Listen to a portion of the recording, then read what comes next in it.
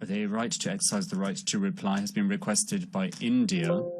I would like to remind the representative of India that he has a maximum of 10 minutes to speak under a right to reply for the first statement and 7 minutes for any follow-up intervention, a second intervention, and delegations must speak from their place.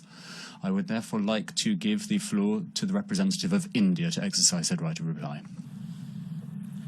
Thank you, Mr. President.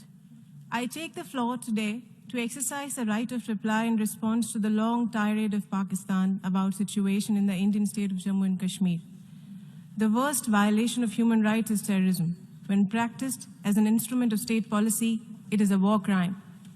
What my country and other neighbors in our region are facing today is Pakistan's long-standing policy of sponsoring terrorism, the consequences of which have spread well beyond our region. Mr. President, only last week, the international community honored the memory of thousands of innocent victims from around the world who lost their lives not far from here in New York 15 years ago in a most horrifying terror attack.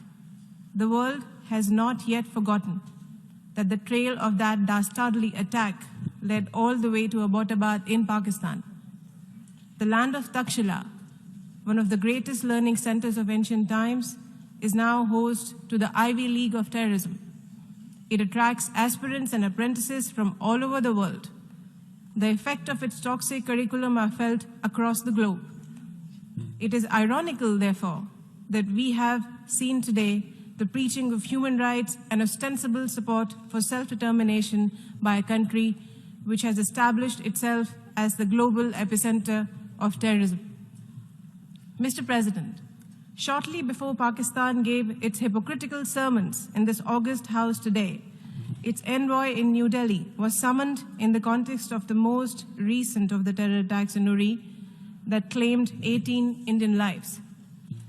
That terrorist attack is a part of a trail of continuous flow of terrorists trained and armed by our neighbor and tasked to carry out terrorist attack in my country.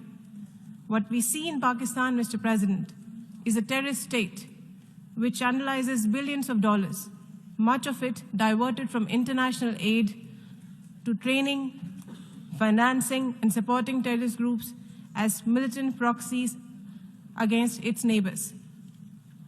Terrorist entities and their leaders, including many designated by the UN, continue to roam its streets freely and operate with state support.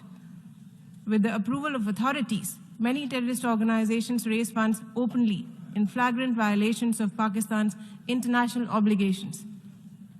Mr. President, even today, we have heard support by the Pakistan's Prime Minister for a self-acknowledged commander of a known terrorist organization, Hizbul Mujahideen.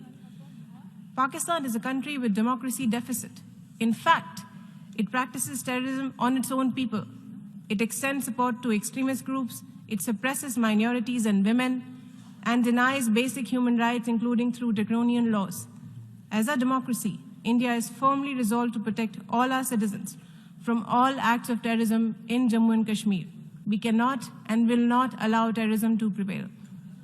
Finally, Mr. President, we have heard Pakistan, whose nuclear proliferation record is marked by deception and deceit, talking about restraint, renunciation, and peace. Similar false promises it has made to us, the international community, on terrorism. Perhaps renunciation of lies and self-restraint on threats could be a good place for Pakistan to start. I thank you, Mr. President.